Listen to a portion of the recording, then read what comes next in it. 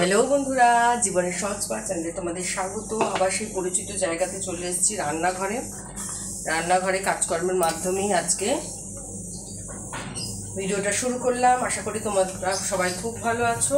শুভ সকাল তবে শুভ সকাল অনেকক্ষণই হয়ে গেছে, এখন 9:30 প্রায় বাজতে যায়, 9:20। এর মধ্যেই সব কিছু রেডি করতে হবে। আর দেখো, তেলের প্যাকেট কেটে নিয়ে না আমি এরকম একটা আইসক্রিমের কৌটোর মধ্যে রেখে দিই, পরে ঢালাঢালি করা যাবে। আর সকালবেলা রান্না বান্না ভয় লাগছে যদি আবার ছট করে বেরিয়ে যায়। বেগুন ভাজা আর ওদিকে ডাল বসিয়ে দিয়েছি। এই দেখো, বেগুন ভাজা কেটে নিয়েছি। সকালবেলা বেগুন ভাজা, ডাল আর ডিম সেদ্ধ। কালকের মাংস আছে, কিন্তু এখন সেটা মাংসটা কোনো দিকে যদি একটা মাছ ভাজা করে দিতে পারি, তাহলে ডিম সেদ্ধ দিয়ে, আলু সেদ্ধ দিয়ে আর বেগুন ভাজা। জানো তো, প্রতিনিয়ত এরকমই সকালবেলা করে দিই, নতুনভাবে বলার কিছু নেই। যেটা সত্যি সেটাই বলা উচিত সবসময়। আর এদিকে প্রেশার কুকারে আলু সেদ্ধ করে নিয়েছি, আলু চচ্চড়ি করবো বলে। ওটা সকালবেলা জল খাবারের জন্য হবে। আর চা তো আবার ঠান্ডা হয়ে গেছে, একটু ভাবছি যে লাল চাই খাবো, কিন্তু মাইক্রোওভেনে একটু গরম করে নেব, দিয়ে লাল চাটা খেয়ে নেব। তোমরা থাকো আমার সাথে। আর প্রতিনিয়ত কী কী করতে থাকি এবং অনেক কিছু কথা যা তোমাদের সাথে শেয়ার করতে আমি ভালোবাসি, সেগুলো অবশ্যই তোমাদের সাথে শেয়ার করব। শীতের বেগুন ভাজা তো বেশ খেতে ভালো লাগে, গরমকালে কিন্তু বেগুন ভাজা আমার একদম ভালো লাগে না।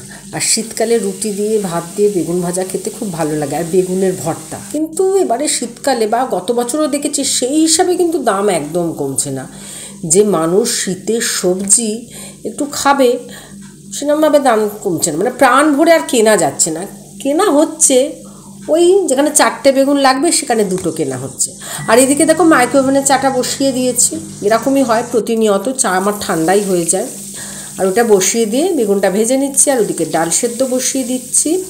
সকালবেলা এইভাবেই তো প্রতিদিন রেডি করে দিই। আর তোমরা যারা পুরনো বন্ধু তারা তো জানোই। তা এইভাবে প্রতিনিয়ত যখন কাজকর্ম করি, হয়তো একটু কষ্ট হয় সকালবেলা, ভালো লাগে না কাজকর্ম করতে, কিন্তু যখন কাজে লেগে পড়ি না, তখন সত্যি একটা এনার্জি খুঁজে পাই। কাজ তো মানুষের সঙ্গী, সব সময়ের সঙ্গী। কাজ কখনো নিজেকে যে কারোর থেকে কাজ ছাড়া করে না। আর কাজ যদি কাজ ছাড়া হয়ে যায়, তার থেকে দুর্বিষহ সময় মনে হয় আর কিছু হতে পারে না। এটা আমার অনুভবে এসেছে, কারণ যখন আমি খুব অসুস্থ হয়ে পড়েছিলাম, তখন কাজ তো আমার কাজ ছাড়া হয়ে গেছিলো। তখন সত্যি আমার খুব খারাপ লাগতো। তখন মনে হতো কি, কবে আমি নিজের কাজগুলো নিজে করতে পারবো। তাই এর মধ্যেই আমার চাটাও গরম হয়ে গেছে, একদম রান্নাঘরের মধ্যেই নিয়ে চলে এসেছি চাটা, মানে চা খেতে খেতেই রান্নাবান্না করব। আর এদিকে ওই যে আলু সেদ্ধ বসিয়ে দিয়েছিলাম, একদম 5 ফোড়ন দিয়ে, আর আলু সেদ্ধর মধ্যে কিছু কাঁচা লঙ্কা দিয়েছিলাম, আর একটা শুকনো লঙ্কা ফোড়ন দিয়ে একদম টমেটো দিয়ে আলু চচ্চড়ি করে নিলাম। আর এর মধ্যে যদি একটু হিং পড়ে, বেশ ভালো হয় খেতে। এটাই আজকে আমাদের জলখাবারের মানে রান্না আর কি। আর ভগবানের হাতে তৈরি রোবট আমরা। মানুষ রোবট গড়ে, কিন্তু ভগবানের হাতে তৈরি আমরা তো ভগবানের রোবট, তাই না? তাই দেখো, প্রতিনিয়ত কোনটার পর কি করতে হবে, কার পর কোনটা করলে ভালো হয়, একদম ভগবান সবসময় মাথার মধ্যে আমাদের খেলিয়ে দেন, আর আমরা সেই মতো করেই চলতে থাকি। প্রত্যেকটা অনুভব যে আমাদের মাথার মধ্যে ঢুকিয়ে দেন, যার পরিপ্রেক্ষিতে আমরা কাজকর্মগুলো করতে থাকি, সেই হচ্ছে ঈশ্বর। তাই ঈশ্বরকে অবিশ্বাস করার উপায় নেই। তবে এগুলো যে যার ব্যক্তিগত ব্যাপার, কেউ আস্তিক, কেউ নাস্তিক, কেউ মূর্তি পূজা করে, কেউ করে না। তা ভাবনা চিন্তাগুলো যে যার তার মতো করে নেয়। তবে একটা কথা আমি বলতে পারি, ভগবান অবশ্যই আছেন আমার ব্যক্তিগত দিক থেকে। তা যাই হোক, সকালবেলা দেখলে অনেকগুলো কাজকর্ম হয়ে গেল, হাজব্যান্ড খেয়ে দিয়ে বেরিয়েও গেছেন।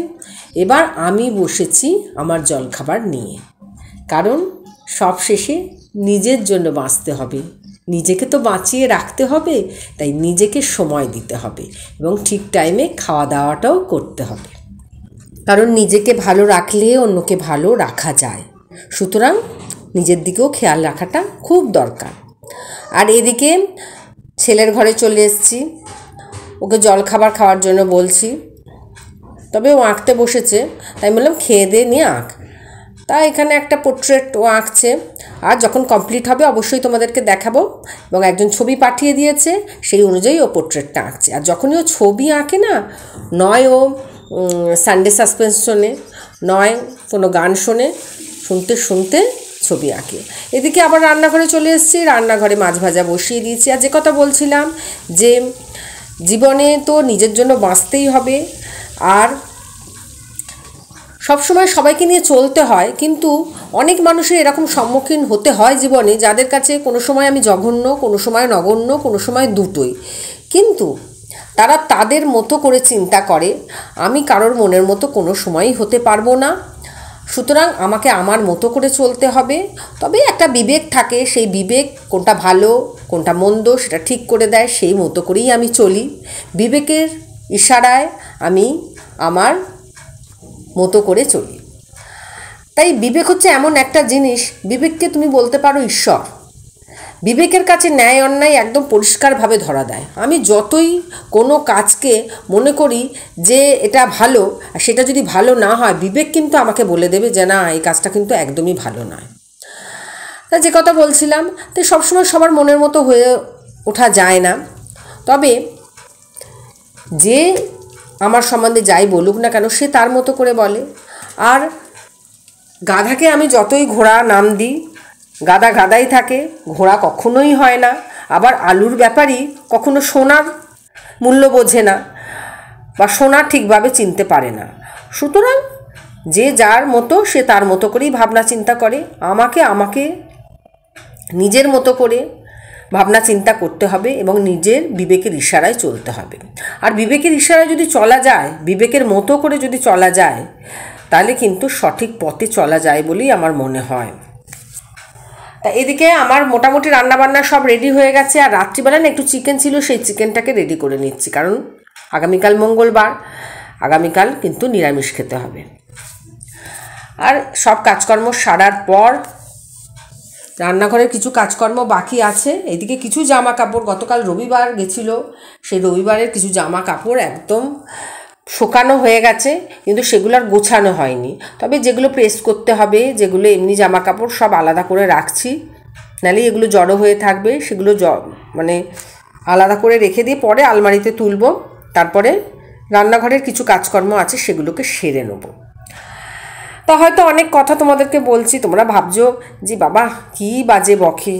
দেখো, বাজে বকা নয়, আমি আমার মতো করে চিন্তা ভাবনা করি এবং আমার কথাগুলোই তোমাদের সামনে তুলে ধরি। তা আমার মতামতের সাথে তোমাদের মতামত কি মেলে? যদি মেলে অবশ্যই জানিও, আর যদি না মেলে সেই ভাবনাও আমার কাছে ব্যক্ত করো, তাহলে নিজেকে শুধরে নিতে আমার সুবিধা হবে।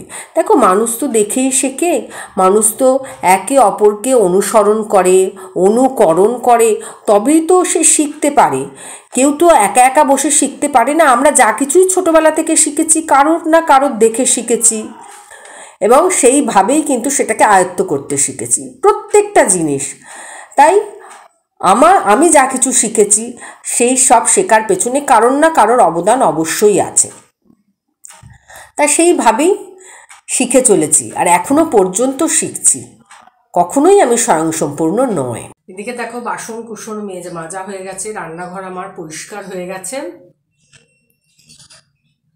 আর খাওয়া দাওয়া কমপ্লিট হয়ে গেছে।